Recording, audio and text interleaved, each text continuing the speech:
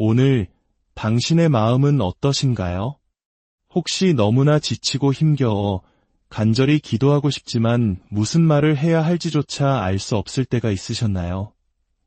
삶의 무게에 짓눌려 마음속 깊은 곳에서 터져나오는 것은 말이 아닌 그저 희미한 신음 소리뿐이었던 순간은 없으셨나요?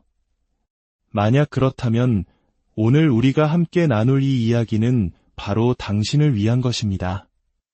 절망의 가장 깊은 골짜기에서 우리가 가장 연약해지는 바로 그 순간 우리를 위해 일하시는 보이지 않는 손길에 대한 이야기입니다. 이 귀한 말씀을 더 많은 이들과 나누기 원하신다면 잠시 시간을 내어 구독과 좋아요를 눌러주세요. 여러분의 작은 실천이 누군가에게는 큰 위로와 희망의 메시지가 될 수 있습니다. 이 채널을 통해 하나님의 사랑을 전하는 일에 동참해주시는 모든 분들께 깊은 감사를 드리며 여러분의 삶에 평안이 가득하기를 기도합니다. 오늘 우리가 함께 묵상할 말씀은 로마서 8장 26절과 27절입니다. 이 말씀은 19세기 영국의 위대한 설교가 찰스 헤돈 스펄전 목사님의 깊은 통찰을 통해 우리에게 더욱 생생하게 다가옵니다. 이와 같이 성령도 우리의 연약함을 도우시나니 우리는 마땅히 기도할 바를 알지 못하나 오직 성령이 말할 수 없는 탄식으로 우리를 위하여 친히 간구하시느니라. 마음을 살피시는 이가 성령의 생각을 아시나니 이는 성령이 하나님의 뜻대로 성도를 위하여 간구하심이니라. 사도 바울이 이 편지를 썼을 당시 로마의 성도들은 수많은 시련과 고난 속에 있었습니다. 바울은 그들을 위로하고 격려하기 위해 그들 곁에 흐르고 있는 거대한 위로의 강을 상기시켜 주고자 했습니다. 첫 번째 위로는 우리가 하나님의 자녀라는 사실입니다. 성령의 인도를 받는 우리는 모두 하나님의 아들과 딸입니다. 그러므로 우리는 맏형이신 예수 그리스도와 함께 모든 것을 상속받을 존귀한 존재입니다. 지금 겪는 고난은 장차 우리가 그리스도와 함께 누릴 영광을 위한 과정일 뿐입니다. 우리가 겪는 모든 일은 아버지 하나님의 손길 아래 있음을 기억할 때 우리는 깊은 위안을 얻을 수 있습니다. 두 번째 위로는 우리를 위한 놀라운 영광을 소망하는 것입니다. 비록 지금은 온 피조물과 함께 탄식하며 고통을 겪고 있지만 이 소망은 우리에게 힘을 주며 잠시 지나가는 가벼운 환난들을 인내로 견디게 합니다. 소망은 우리를 위해 예비된 영광의 면류관과 하늘의 저택, 그리고 친히 우리를 위해 처소를 예비하시는 예수님을 바라보게 합니다. 그 황홀한 광경을 통해 우리는 현재의 슬픔을 이겨낼 힘을 얻습니다. 소망은 거친 폭풍우 속에서 우리를 안전하게 붙들어주는 견고한 닭과 같습니다. 그리고 사도 바울은 세 번째 위로의 원천으로 넘어갑니다. 그것은 바로 우리 안에 우리와 함께 거하시는 성령님이십니다. 소망이 우리 영혼을 붙들어주는 것과 마찬가지로 성령께서는 시련 속에서 우리를 강하게 하십니다. 성령님은 신비로운 방식으로 갓 태어난 믿는 자의 영적 감각에 역사하시어 우리가 연약함 속에서도 쓰러지지 않도록 붙드십니다. 자, 이제 우리는 오늘 말씀의 핵심 주제로 더 깊이 들어가 보겠습니다. 바로 우리를 도우시는 성령님의 사역, 그분이 불어넣으시는 기도, 그리고 그 기도가 반드시 얻게 될 성공에 대하여 함께 살펴보겠습니다. 첫 번째, 성령님은 우리를 어떻게 도우시는가? 고난의 때에 기도할 수만 있다면 그 짐은 즉시 가벼워집니다. 하나님과 동행하며 구하는 모든 것을 얻을 수 있다는 확신이 있을 때 어려움은 더 이상 우리를 짓누르지 못합니다. 어린아이가 아버지에게 모든 것을 털어놓듯 우리도 하늘 아버지께 우리의 짐을 맡기고 나면 그분의 거룩한 뜻이 무엇이든 기쁘게 감당할 수 있게 됩니다. 기도는 슬픔을 위한 위대한 배출구이며 우리를 삼키려 했던 거대한 홍수를 막아주는 둑과 같습니다. 하지만 때로는 마음이 너무나 불안하고 혼란스러워 어떻게 기도해야 할지조차 모를 때가 있습니다. 은혜의 보좌가 보이고 하나님께서 내 기도를 들으실 것을 의심하지 않으면서도 정작 무엇을 구해야 할지 막막한 것입니다. 영혼이 무겁게 짓눌리고 생각이 뒤엉켜 언제나 효과적이었던 기도의 능력마저 빼앗긴 듯한 절망감에 빠집니다. 바로 이 결정적인 순간에 환난 날에 언제나 함께 하시는 돕는 이 성령께서 오십니다. 그분은 우리에게 어떻게 기도해야 할지를 가르치십니다. 이런 방식으로 우리의 연약함을 도우시고 고통을 덜어주시며 무거운 짐 아래서도 쓰러지지 않고 나아갈 힘을 주십니다. 성령님은 먼저 우리를 가르치십니다. 이것은 믿는 자의 마음속에서 일어나는 그분의 가장 중요한 사역 중 하나입니다.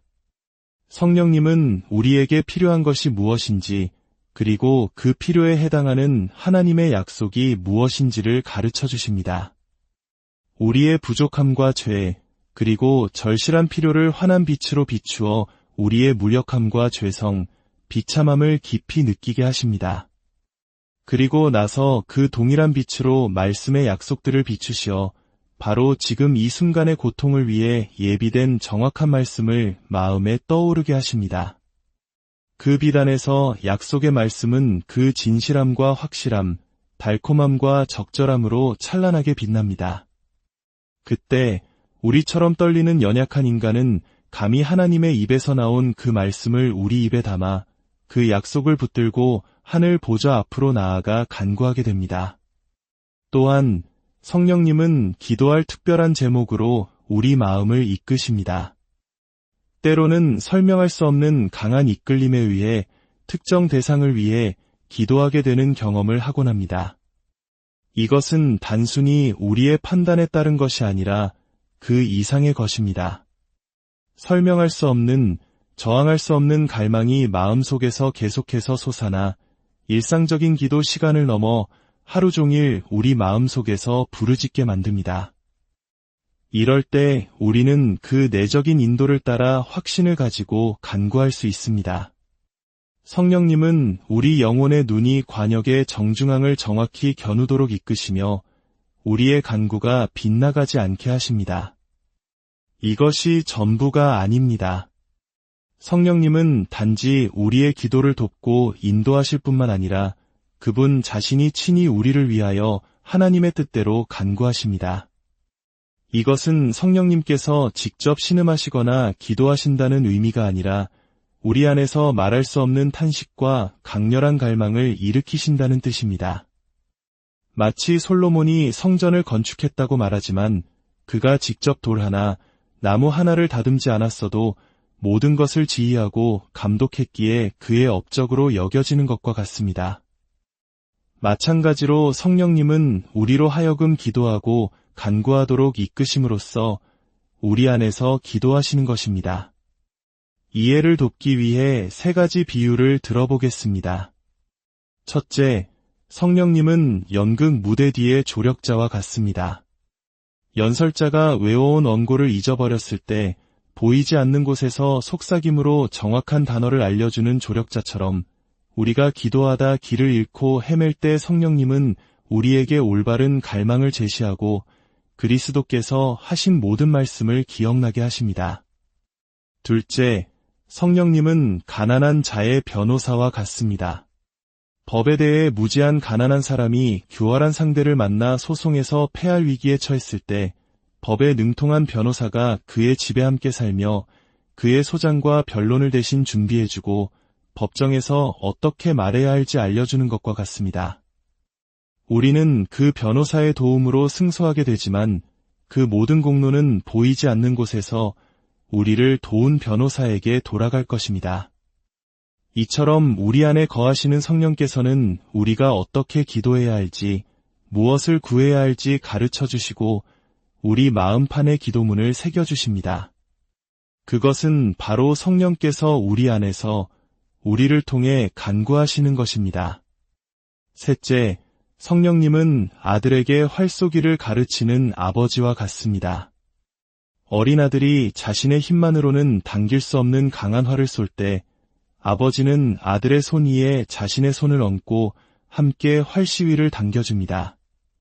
활을 쏘는 것은 아들이지만 그 뒤에는 아버지의 강력한 힘이 함께하고 있습니다. 기도의 활시위를 당기는 것이 우리 힘만으로는 벅찰 때 성령께서 그분의 강한 손을 우리 손 위에 얹어 함께 당겨주십니다. 그때 우리는 놀라울 정도로 쉽게 활을 당기고 화살은 정확히 관역의 중심을 꿰뚫게 됩니다. 두 번째, 성령께서 불어넣으시는 기도는 어떤 기도인가? 본문은 성령께서 말할 수 없는 탄식으로 우리를 위해 간구하신다고 말합니다. 탄식, 즉 신음은 위선이 없는 마음의 소리입니다. 그것은 입술이 아닌 심장의 가장 깊은 곳에서 터져 나옵니다. 그러므로 성령께서 우리 안에서 일으키시는 기도는 우리 영혼의 가장 깊은 곳에서 솟아나는 기도입니다. 마음이 너무 혼란스러워 말을 할 수 없을 때 우리는 신음하거나 형언할 수 없는 소리를 냅니다.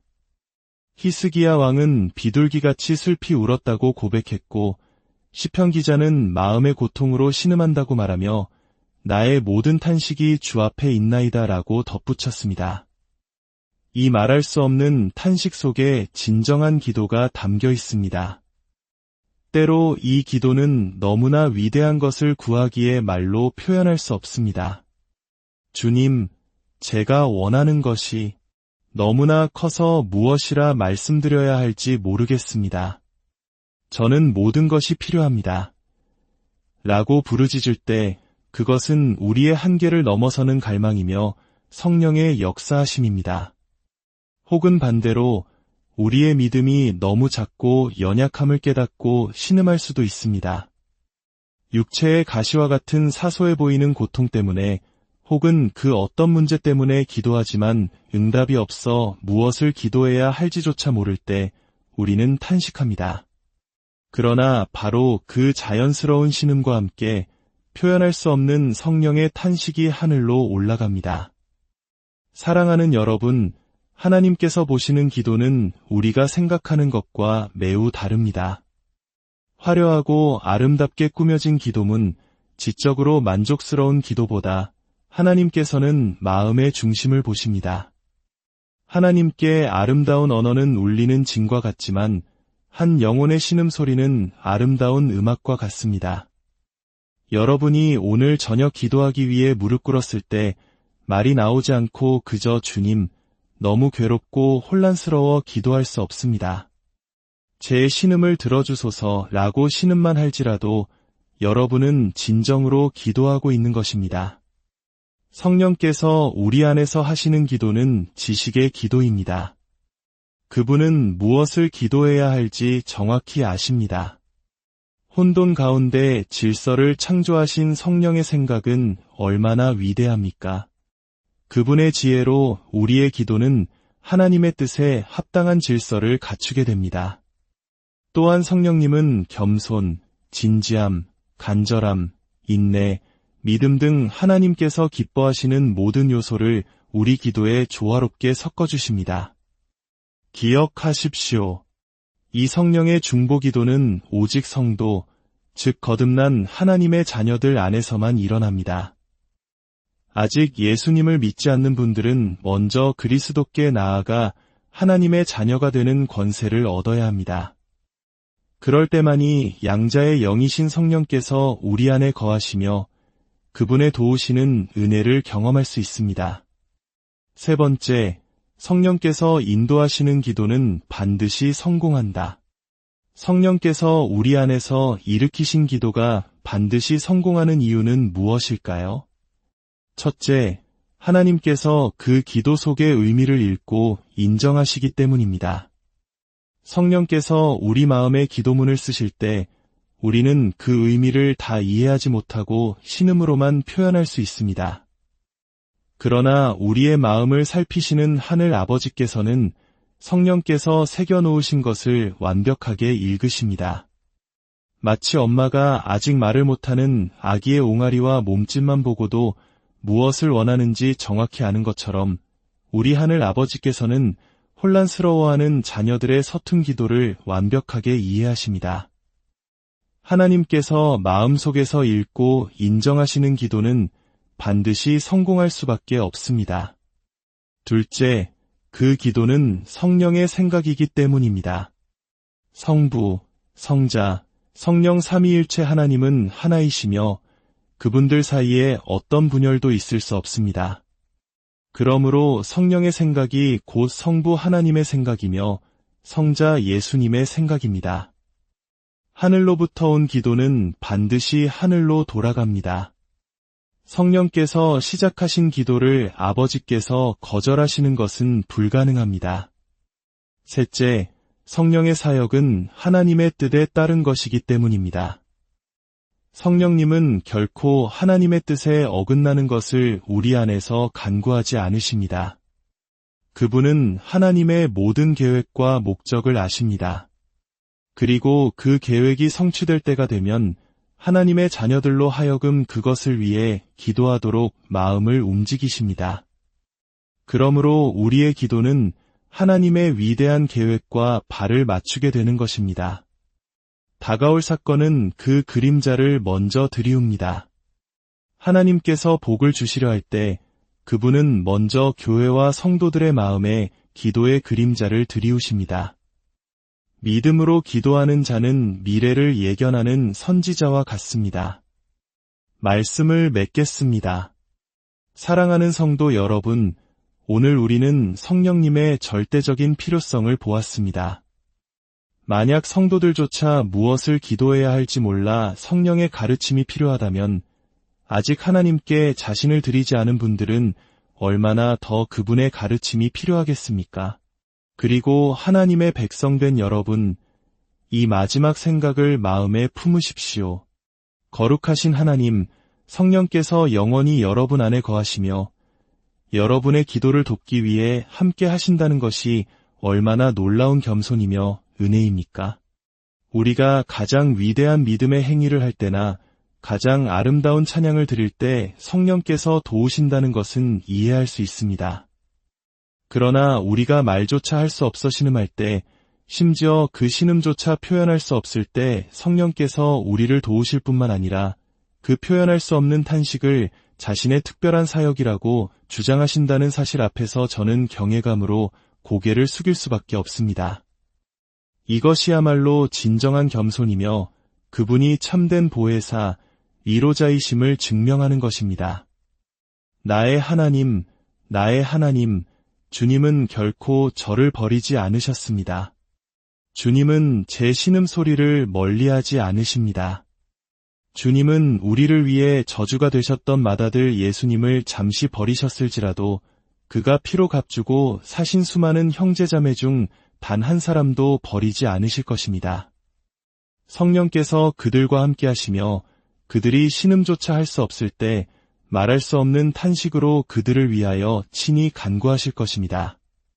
사랑하는 형제자매 여러분, 주님의 성령께서 여러분 안에서 그리고 여러분과 함께 이처럼 역사하시기를 하나님의 크신 축복이 여러분 모두에게 함께 하시기를 간절히 기도합니다.